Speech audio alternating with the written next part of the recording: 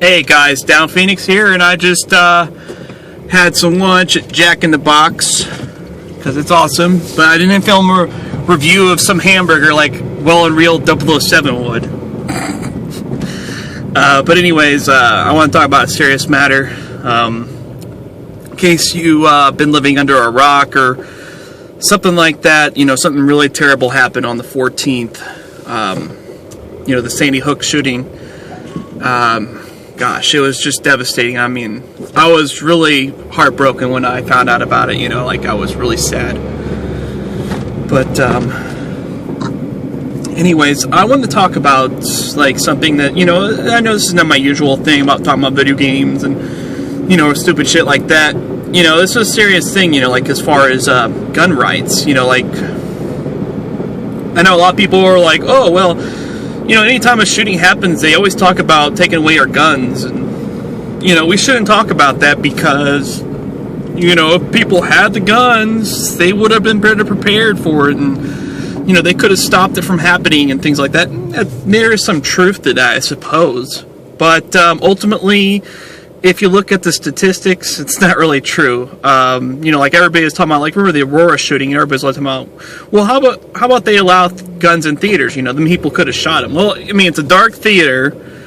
You know, people can't really see. You know, this guy just pops out and starts shooting guns. He has tear gas rounds he shoots off and all this good stuff. You know, like, realistically speaking, if they would to have allowed guns in that theater, more people would have died. And that is a fact, because most people that have guns don't know how to properly handle them. Really, if you think about it, you know, outside of like military or police, most average people are not going to know how to handle firearms, you know, in a proper manner. And that's because they have to train about that stuff all the time. They have to, you know, train reloading the gun and, you know, the holstering and all that good stuff. You know, all the stuff that's involved with that. I actually watched an ABC special that demonstrated about some kind of gun class or whatever, and they had like random encounters basically happen in this gun class where someone would just pop in the class and start shooting people with, like, you know, fake rounds or whatever, you know. And like none of the people actually was able to successfully take out the killer without getting themselves killed, at least. And a whole bunch of other people die, you know. I mean, it was kind of crazy, but ultimately that's the fact, you know. I mean, whenever this kind of thing happens, you cannot prepare for it any more than, you know, you got to really train all the time to be able to prepare for that stuff. And sometimes, you know, police officers and, you know, soldiers and things like that, they do break down in those scenarios. You know, it's not like something that, you know, everybody is thinking, oh, well, I could have done better. You know, I could have did this or that. I would have been able to have been the hero. But realistically speaking, that's not true, because whenever you're in a stressful situation like that, your body can tend to fail you, or your brain, you know, you can freeze. And, you know, I'm not saying, I guess what I'm ultimately trying to say here is that I'm not saying, oh, let's take away all the guns, because obviously some people still have them and they'll be able to wrest control from everybody else, and that would also be violating the Second Amendment. You know, I'm not saying that at all. You know, I think the Second Amendment should be upheld to the fullest because it's a very important amendment. You know, it's something that helps protect us from outside forces as well as our own government if the need arises. No, I'm saying there's two things that really need to be done out of this. Things that should have been done a long time ago. First off, we need to bring back the assault weapon ban that Clinton originally introduced. If you look at the statistics, gun violence were down, less mass shootings, all that good stuff, you know. So it's a good thing, because assault weapons are weapons that are designed for the sole purpose of killing somebody. Now, some people that are, you know, like, I guess, anti-guns will be like, oh, that's all guns. Well, that's not necessarily true. Guns can be used for personal defense. They can be used for hunting. They can be used for sport, utilitarian purposes. You know, they have their uses. assault weapons are designed for one use, to kill people. Yes, they could possibly be used for other things, but they really weren't designed to be like that. You know, they're designed to have the purpose of killing somebody. You know, like, why would you need a SPAS 12 or an AK-47 or something like that? You know, I mean, if it's to defend yourself or go hunting, you don't need something like that. That's overkill.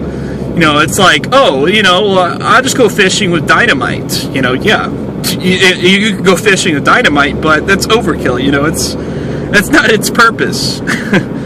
So, you know, that's one thing that needs to be brought back. And, you know, that was something that George W. Bush, in his infinite wisdom, thought we didn't need. And if you look at the stats, we've had a lot more mass shootings under George W. Bush and Obama than we have had under Clinton, like I was saying. Another thing that needs to be closed, though, is the gun show loophole. Basically, you know, a lot of guns that are sold at gun shows don't have background checks or registration. And most guns that have been in a mass shooting over the past 10 years were guns that were sold through gun shows. So, yeah, obviously that's pretty sneaky if you're gonna, you know, sell guns like that, or if you purchase guns like that. You know, you don't need a black market in that kind of case. You know, the gun show is completely legal. It's right out in the open. No paperwork needs to be filed from some of these gun sales. I mean, some gun sellers are more reputable and they will require those things. But, you know, that, you know, having the gun show loophole allows felons, murderers, you know, people like that to get access to guns. Just saying. Or someone that has criminal intent. Just saying, you know. That's something that really we need to seriously talk about. We need to petition. You need to tell your congressman, hey, we need to get this passed. You know, we need to get rid of these gun show loopholes. We should make every gun sold in a gun show require these background checks, regardless. So, you know, just like they do, you know, go into a gun store or whatever, you know, you have to go through those laws. But you don't have to do it through a gun show. So we need to seriously consider, you know, some kind of solution for this. It's not going to prevent this kind of violence, but it will definitely lessen it.